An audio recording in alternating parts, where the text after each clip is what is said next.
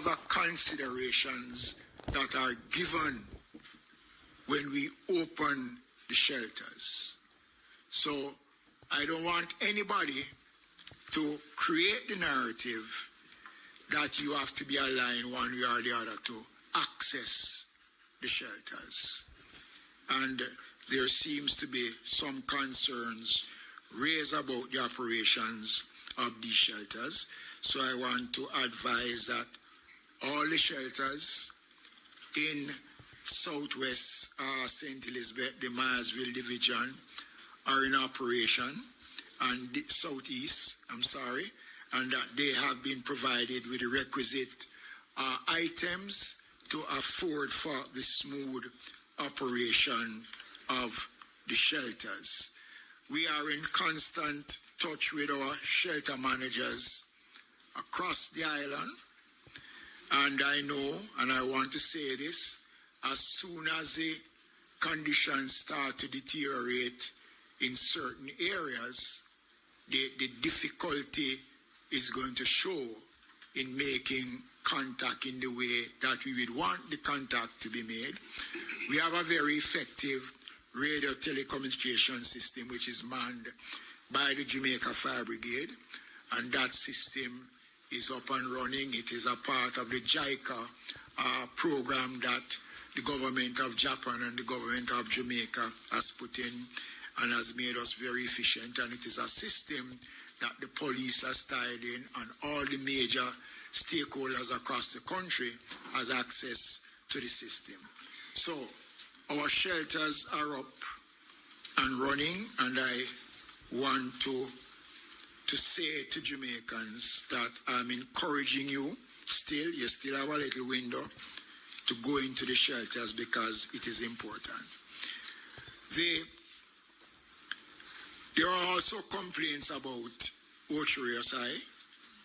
That matter has been dealt with. And I want to thank the many concerned Jamaicans who continue to send me messages about the operations of shelters. And I really want to thank them and say how much it is appreciated. I gave an update this morning on the state of our shelters, and I did indicate that of the 880 odd shelters, so far 133 shelters are in operation. The shelters are available, but so far only 133 of these shelters are fully operated with persons in there. The parishes of St. Mary, St. Anne, and Hanover are still 3 parishes that have no one in any of the shelters. The shelters in Hanover should be seeing people now, because based on Evans' forecast, places like Lucy, Chester Castle, other areas will face challenges, and I want to urge persons in these parishes to get to high ground as quickly as possible. Clarendon continue to lead the way. So far their numbers are 517, St. Catherine 254, St. Thomas 310, Trelawney 156, Portland 295, St. Elizabeth 182. I guess based on the other information coming in, that we will see an increase in the numbers of Jamaicans going to the shelters. As I said earlier on today, it is anticipated that more than 40 to 50,000 Jamaicans will be evacuated from certain areas, and we are expecting that number to grow. I want to again emphasize the importance of sticking to genuine information. almost every minute now, there is something out there in social media that has nothing to do with what is taking place. There is concerns that persons who genuinely wants to go to shelters are being convinced by others that it makes no sense that they go to the shelters. And many people have been told that you are safer at home than in our shelters. My first experience of a major hurricane at this level was Matthew in 2016, just shortly after I became the minister. And it was a testing time. Fortunately, Matthew changed course. But over the years, we have developed a system to improve the quality of our shelters. And I will not deny that some of our shelters might not meet the expectations of Jamaicans. I've said it before, the shelters are not a five-star hotel. 90% of our shelters are schools, which were not really built for that purpose. And over the years, we have converted some of our shelters, some of the schools, into proper shelters. And we'll be rolling out over the next couple of years, starting next year, to improve on our shelters, because we are looking at the changes that are taking place in terms of our climate-related issues. And therefore, as a country, as a government, we have to move and we have to make the kind of investment that will ensure that our citizens are comfortable in what we say and will respond to the issues when it arises. So, am I feeling better? Still not feeling better. When I look at Westmoreland, again, here's a parish that flooding is the norm. Now we are expecting excess rainfall, record high rainfall. So it means that flooding will become an issue. There's a community in Westmoreland, McNeil Lands, which for me is a major issue. And if anybody there is listening, I want to urge persons, to encourage you to leave these areas and find a place where you will be safer. It makes no sense. And in closing, I want to, again, as I have been doing since these briefings have started, it is better to take that step than to pay that price. Don't worth it. This government is committed to work with every single Jamaican after the passage of Melissa to help to restore your way of life, to rebuild. The Prime Minister spoke about the various layers of insurance and coverage that an understanding government has put in place over the last 4 years to secure the Jamaican people. And when we meet after these meetings, we look at the way forward. Already we are starting to look at how are we now going to deal with the level of investigation that needs to be done to deal with the issues that will arise following burial. I want to thank the people who are working, the police, the fire brigade, the army, our disaster coordinators, our members of parliament, our councillors, and I want to say this.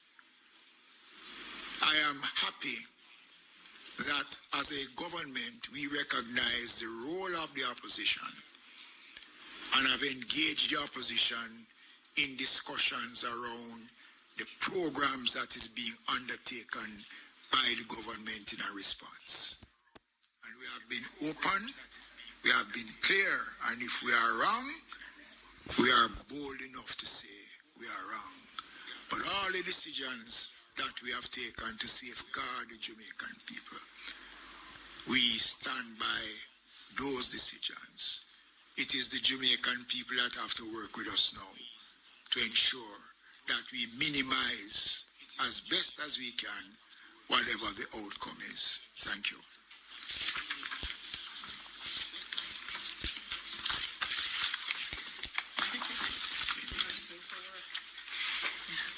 You see all the reports. Yes, you see all the reports that he has, and I have to acknowledge the head of ODPEM, Mr. Richard Thompson, who is also working really hard. Thank you, Richard.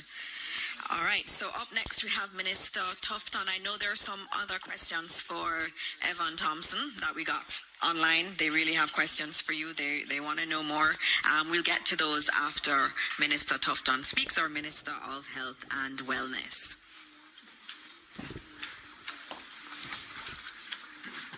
Thank you very much, colleague Minister, and my apologies for being a little late, but my colleague and friend Desmond Mackenzie understands, and I know he won't charge me.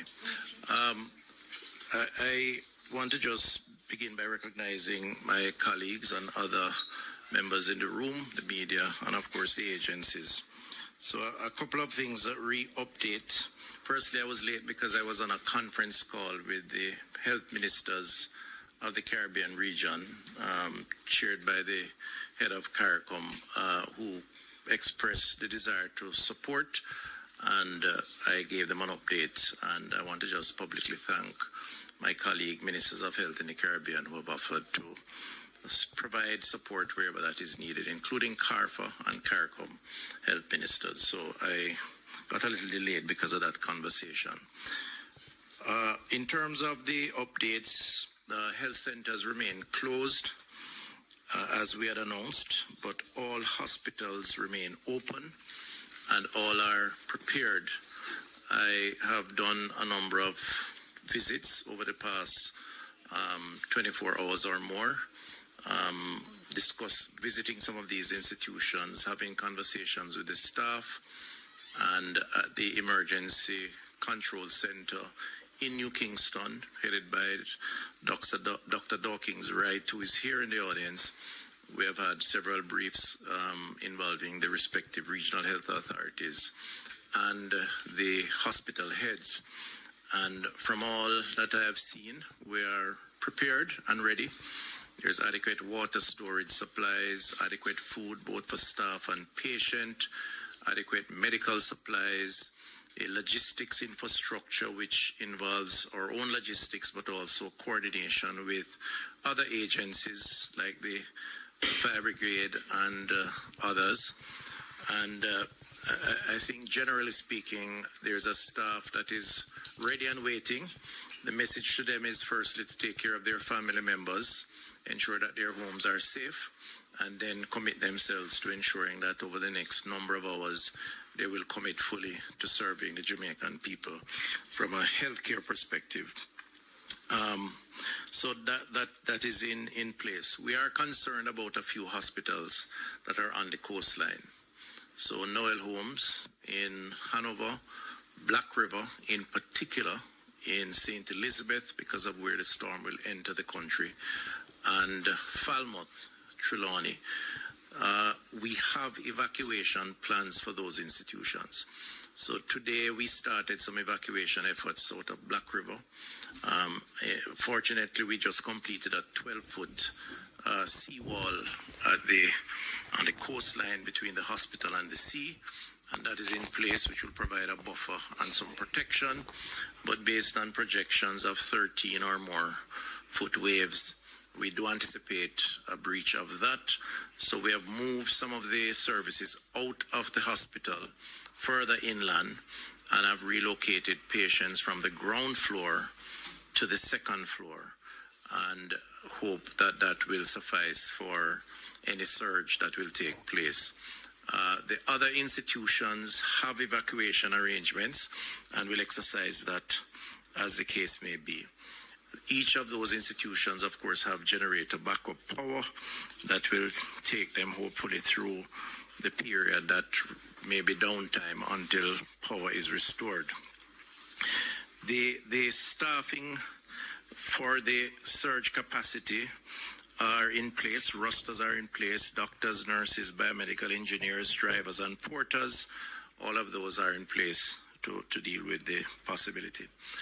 Very sad to announce that even though the storm has not yet hit, we've had 3 deaths related to the preparation of the storm. One in Hanover, one in St. Catherine, and the other in St. Elizabeth. And these are due to persons preparing for the storm, unfortunately. Cutting down of trees in particular. In one case, a tree fell on one of the individuals. In St. Elizabeth, he was airlifted, and it's a health worker. He was airlifted to the University Hospital and succumbed to his injuries. Another case in Hanover, the same thing. And another case in St. Catherine. In one of the cases, there was an electrocution, as is reported to me, linked to the cutting down of trees. There have been about 13 other injuries linked to preparation, most of which are linked to persons falling off ladders or rooftops, trying to prepare for the storm. I just want to use the opportunity to urge Jamaicans, firstly, to express condolences to the family members who have lost loved ones, and the health system will provide support as necessary to those individuals. But to also urge Jamaicans, we understand the need to prepare, but we urge extreme caution in that preparation. If you need help, call for help, but be careful that you protect yourself even in the preparation, because already we're seeing the tragedy of lives lost.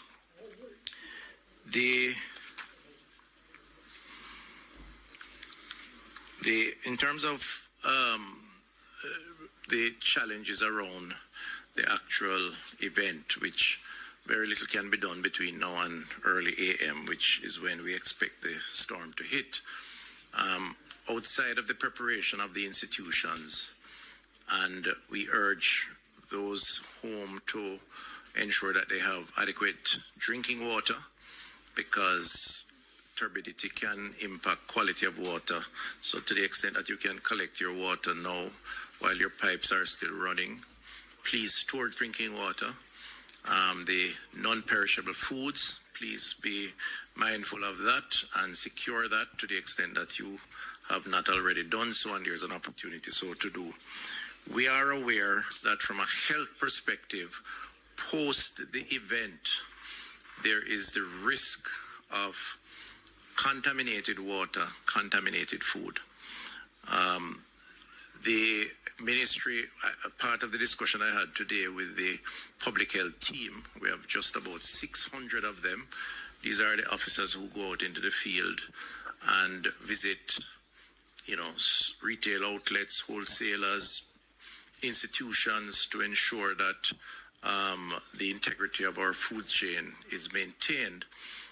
They, under the law, have the authority to seize and dispose of foods that they suspect is contaminated, because a major consequence, if we get past the storm, is the ill effects of what happens after, and water and food are critical. So I just want to remind retailers, sellers of food, that they should put whatever is necessary in place to ensure that whatever is perishable is protected, but also to say that the team will be out in the field right after to examine and to ensure that the food supply remains intact, and they do have the law on their side to protect consumer safety. But the system will be ready to deal with that, but food-related diseases are very common after these types of events. In terms of our children, today I visited the Bustamante Hospital for Children. The key to our children is to provide them with psychosocial support during this period. The last major event we've had close to this one is 37 years ago, Hurricane Gilbert. And it is a frightening experience for those who have not experienced this kind of storm, wind and rain and flooding and so on. So we want to encourage our parents or adults or guardians to give our children some extra support, and where they need help, please give them that support. Guide them as it relates to the after event exposure to water. You know, they're always going to be tempted to go outside and play into the puddles of water, which oftentimes may be contaminated because of the runoff. Solid waste will be an issue naturally because people throw things all over. The water will bring it to the lowest point, and there will be a concentration of pollutants within that particular environment and space. The other issue is the mental health challenge within our society coming out of the trauma related to this. There are many persons who will be anxious, would be uncertain, be scared. We are beefing up our mental health facility.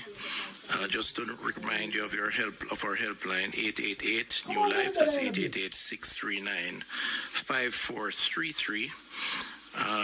And 876-838-4897. We're encouraging persons to use the lines if you need to talk to someone. We have members manning those lines on standby, and we'll provide whatever support that we can give. There are vulnerable populations in the society that we're mindful of.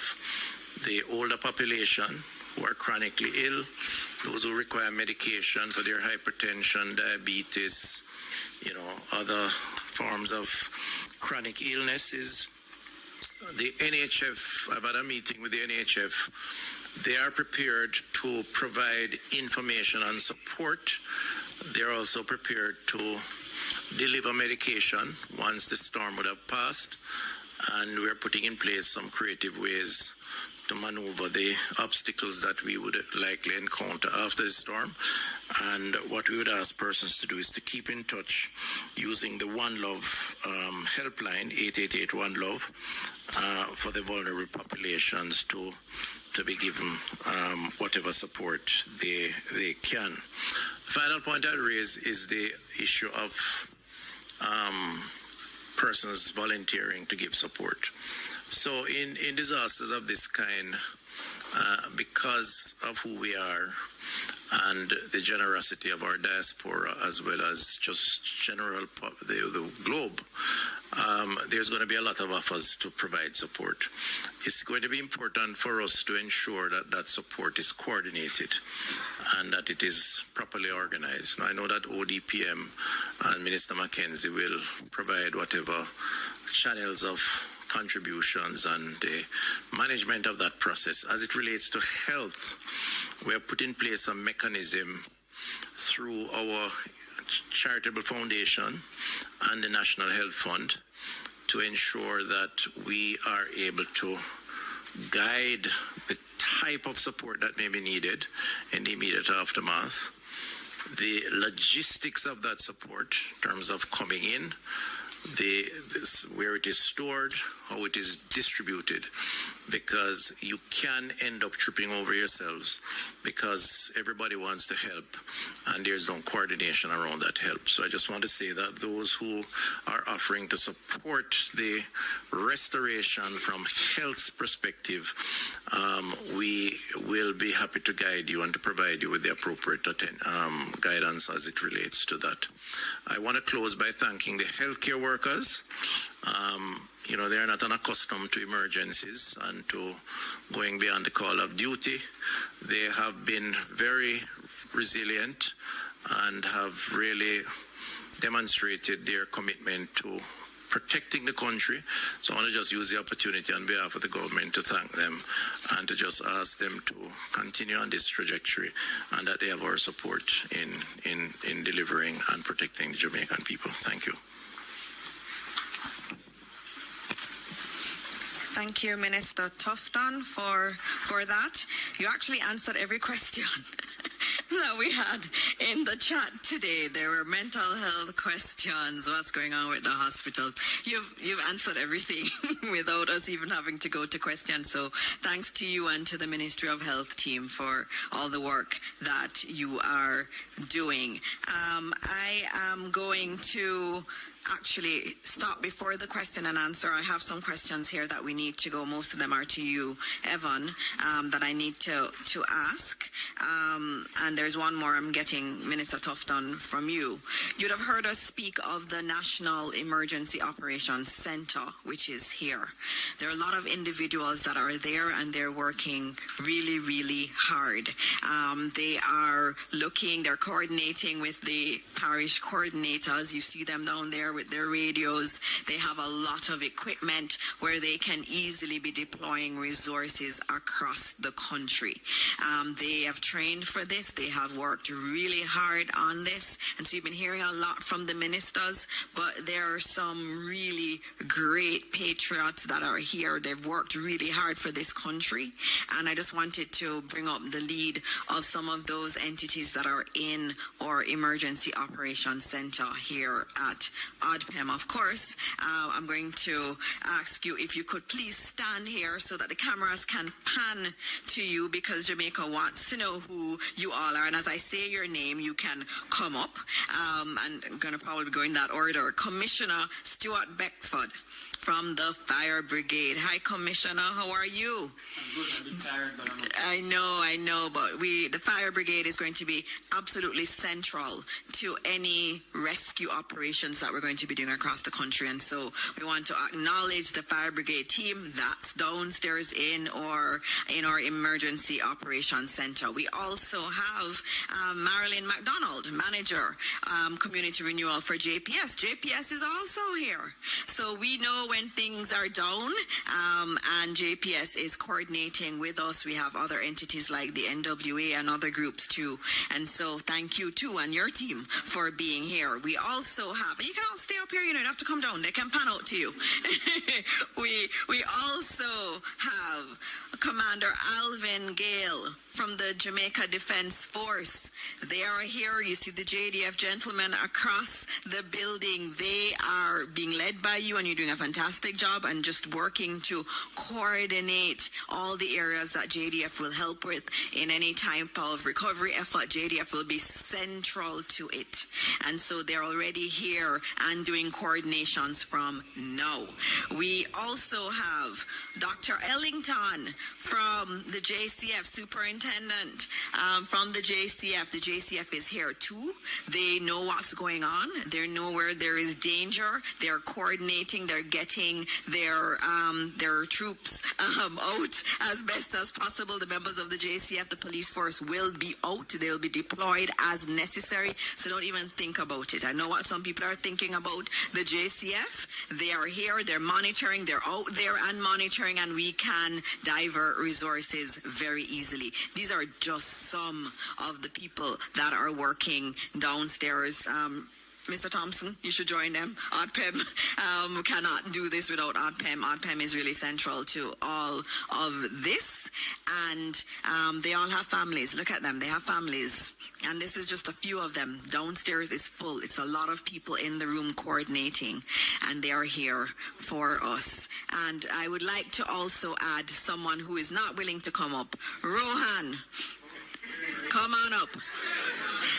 You see Evan here all the time, but Rohan is really doing a lot of work. Rohan is here. He is always here. And he is the one that comes in the room and tells me, okay, the storm is starting to turn, or it's still going west. And so we have up to the minute information right here, and it goes out to the parish coordinators through these lovely people who are here. We also have Dr. Dawkins. Can you join from Minister of Health too? We have a Minister of Health rep here all the time. They come in shifts, but there's always someone from the Minister of Health. We're coordinating. So if we know there's a problem in a particular area and that we need to mobilize resources in a hospital, we can do so. Look at their faces, all working tirelessly for Jamaica, and we want to say thank you, thank you, thank you. Thank you all. All right. So, having said that, and thank you again, we are going to go to the questions. And I see some from Emily Shields. I'm going to give you all of yours, Evan, that I have. The first one was, and this is from Emily Shields, she wanted to know that the system, you said that the system is 100 miles away or south of the island, and she asked if it continues to move at 3 miles an hour. Yes, that's very slow. I can walk faster than that. Does that mean it will be about 33.3 hours before it makes a landfall? Or how close to land must it be before hurricane force wind is felt? And someone else was asking, why has this moved so slowly? They want a little bit of lesson, meteorological class, on why this would move so slow when we're used to hurricanes moving so fast. Evan? Okay, thank you very much for the questions, Emily. Let me explain, first of all, the reason for the slow movement is that the steering current is weak. Basically, there are some currents in the atmosphere that would generally steer the direction of movement of these systems.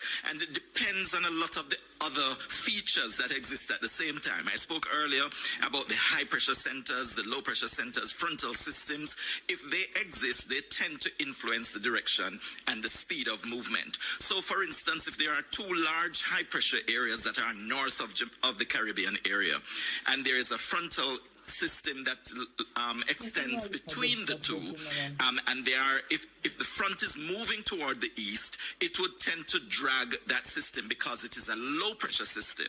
If there is nothing that is allowing it or causing it to be steered in that general direction, but you have the high pressure areas above it that are preventing it from moving, then it doesn't get a chance to move northward, which would be the normal recurvature that takes place, but it would continue to move west until it gets that chance to turn. So it really, the hurricanes generally move in that direction toward the west, but to the north, and making that recurvature. But if there is something blocking it, it will keep moving west, but not as decisively because it really wants to move north. And so that kind of explains it. So when it starts to move, it's because it gets that break. It gets a chance to move because what was blocking it is receding or moving out of the area. The next question was about the the 33, yes, the speed of movement and why is, and does it mean that it will take 33 hours to get here?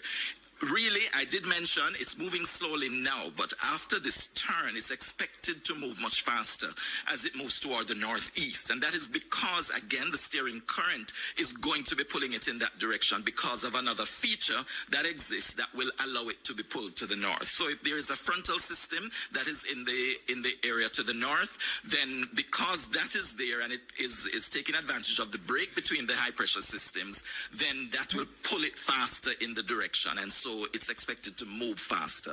I tried to simplify these press briefings because I don't want to get too technical where I lose people who really need the information, but I hope that is made clear to you. How far out will we hear or feel the effects of hurricane winds? Oh, hurricane winds only extend from the center about 45 kilometers. That's about 30 miles.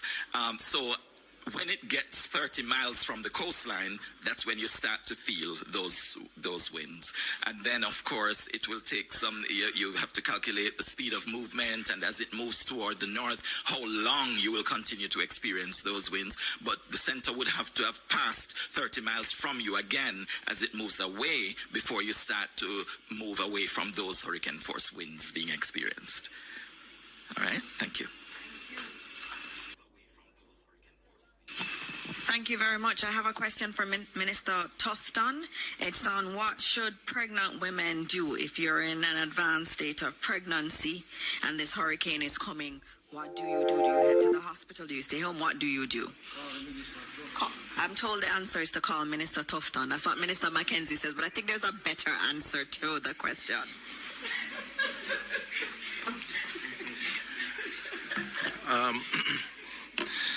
Okay, so having second-hand experience on this, not direct experience, no, but the first thing we'd advise is that you consult with your physician. and allow the physician to guide you. There's still an opportunity so to do. The communication channels are open. So if it's in the public health system, you can call the 888 One Love number. That's a universal number that's available. And if you are in a private arrangement with your physician, then certainly call your physician. Ideally, if you are close to delivering, then the hospitals will make arrangement, or the doctor with the hospital, to house you, so that, assuming any circumstances that require hospital care, there's no need for the logistics of movement. That's, I think, is a standard approach. But the doctor provides the best advice, and I'm not that kind of a doctor, so I wouldn't dare to hazard that kind of advice. I just want to say that it's important that you protect yourself again. We can fix, as doctors, medical doctors that is, we can fix injuries, but we can't fix regret. And so it's important for you to just take care of your families and ensure that extra precaution is taken. Thank you. Thank you, Minister. Are there any other questions from the media here? Okay. Need the microphone? Anybody has a microphone? We have a question. Microphone.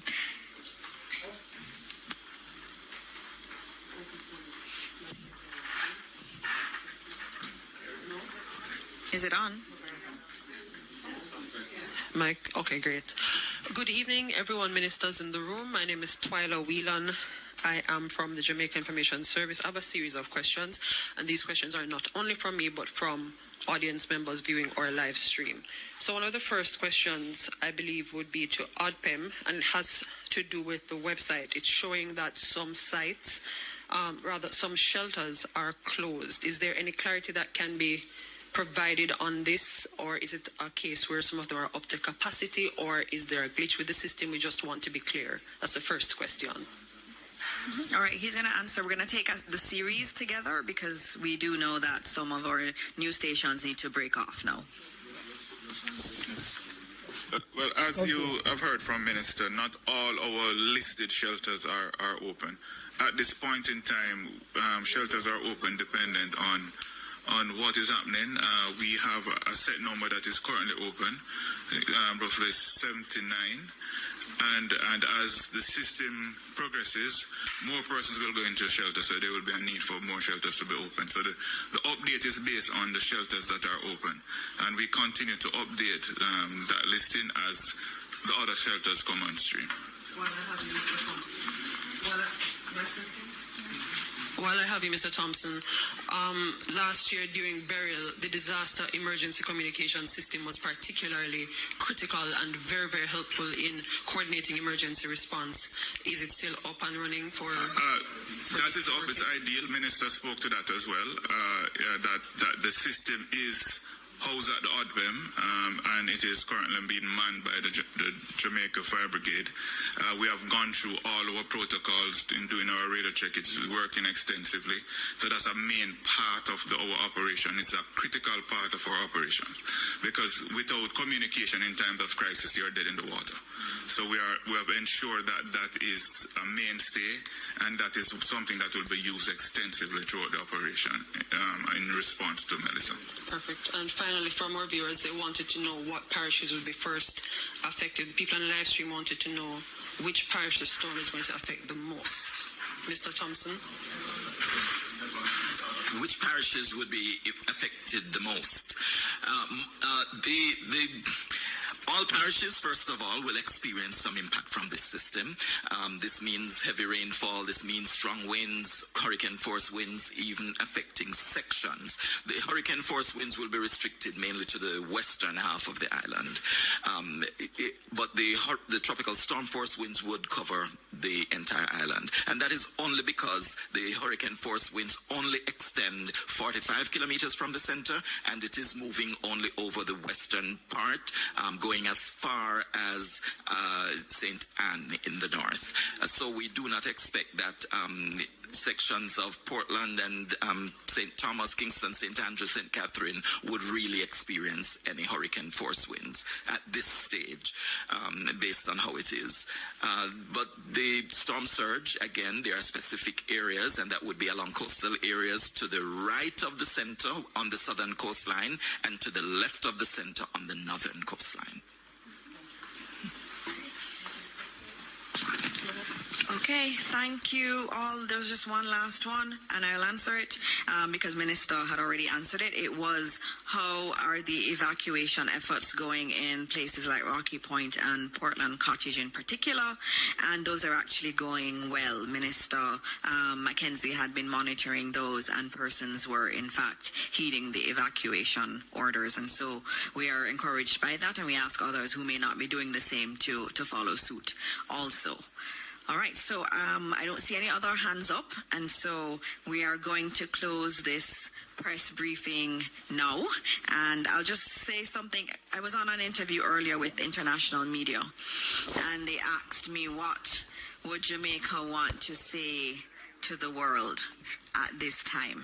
And it was a hard question, but there was a flag, and I remembered our flag, and I remembered the colors of the flag, and I remember the black in the flag, which stands for hardship, the green for the beautiful green land that we have, and also the gold, which is for the bright sunshine. And what I said to them was, we are a people that are resilient. We have always had hardships. And today, tomorrow, the day after, as we go through Hurricane Melissa, will be days of hardship.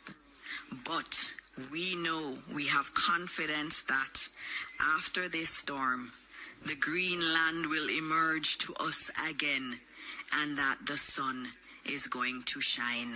And so as we go to bed tonight, we know that God is with us. God has always been with us, and He will continue to be with us. And we will pray, and we'll get through this together, and there will be beautiful sunshine after this. Thank you all, and God bless Jamaica, land we love.